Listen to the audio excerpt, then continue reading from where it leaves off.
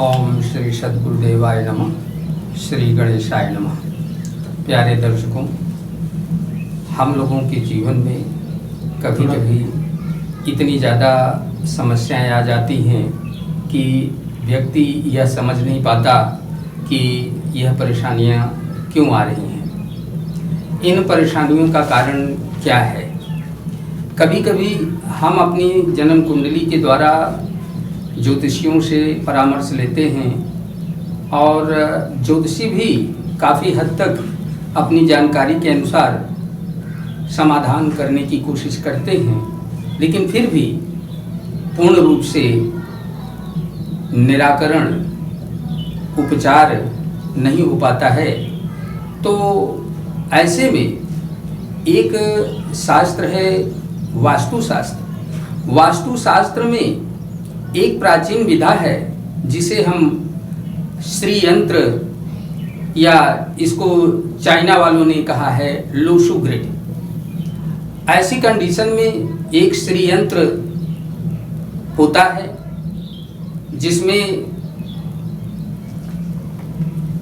East south में number 4 से शुरू करके हम साउथ वेस्ट की तरफ जब बढ़ते हैं तो 4, 9, 2 यह संख्याएं हमें प्राप्त होती हैं। और इस प्रकार से जब हम साउथ से नॉर्थ की तरफ आते हैं तो हमको 4, 3, 8 नंबर की संख्याएं प्राप्त होती हैं।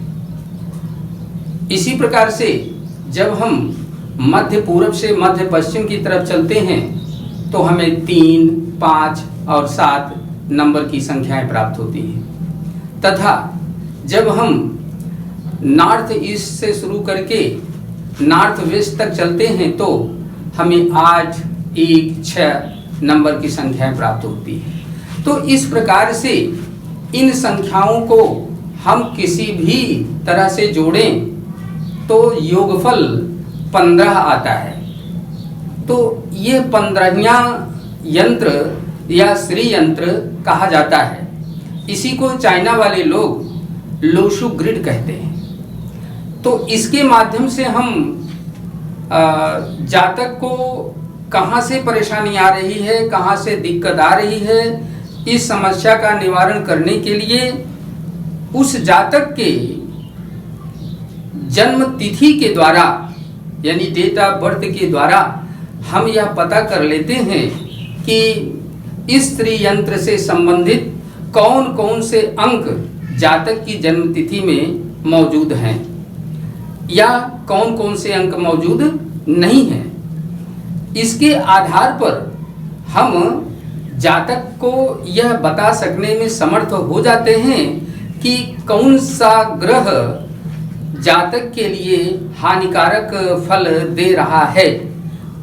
क्या हम उस ग्रह का उपाय करके अपने जीवन में या जातक के जीवन में खुशियां ला सकते हैं?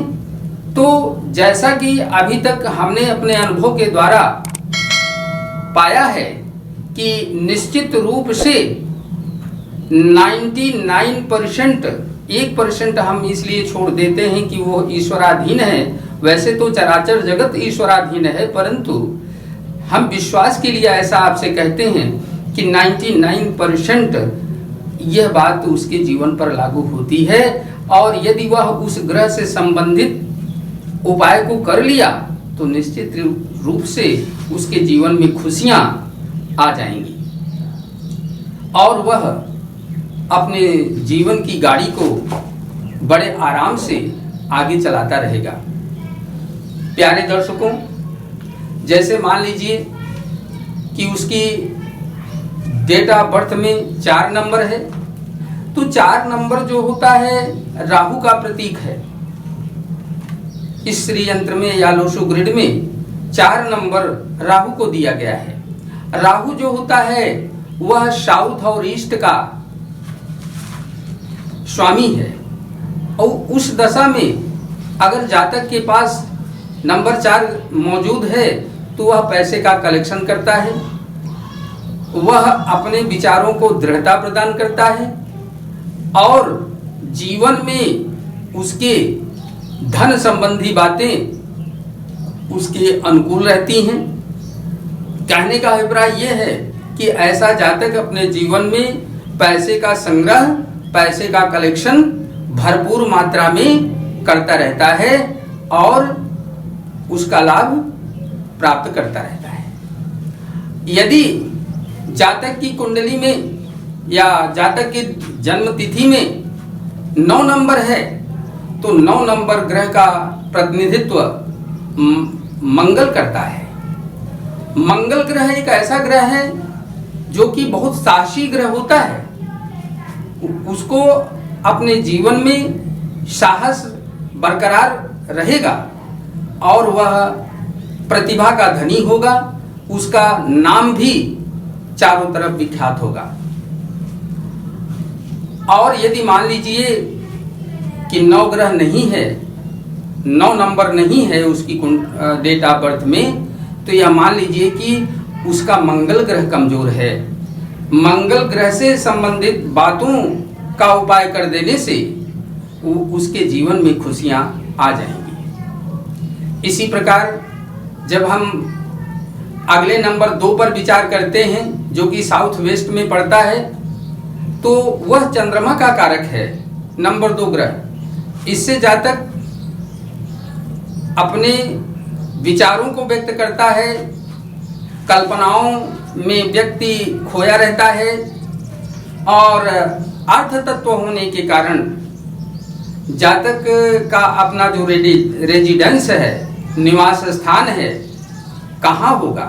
कहीं फर्श पर ना होकर, जमीन पर ना होकर कहीं दूसरे मंजिले पर या तीसरे मंजिले पर तो नहीं होगा। इसकी जानकारी भी नंबर 2 प्रदान करता है। तो प्यारे दर्शकों, हम अगर जानकारी के क्रम में आगे चलें, यदि उसकी डेट ऑफ बर्थ में नंबर 3 है तो नंबर 3 बृहस्पति ग्रह का द्योतक होता है, जो कि उस जातक के सहयोगियों की संख्या को बताता है कि जातक को उसके जीवन में सहयोगी मिलेंगे कि नहीं मिलेंगे, वह अपने कार्य में लोगों का सहयोग ले पाएगा कि नहीं ले पाएगा, इत्यादि बातों की जानकारी प्राप्त होती है। और यदि यह नंबर नहीं है, नंबर 3 नहीं है, तो यह मान के चलिए कि उसके जीवन में बृहस्पति ग्रह से संबंधित दोष मौजूद हैं।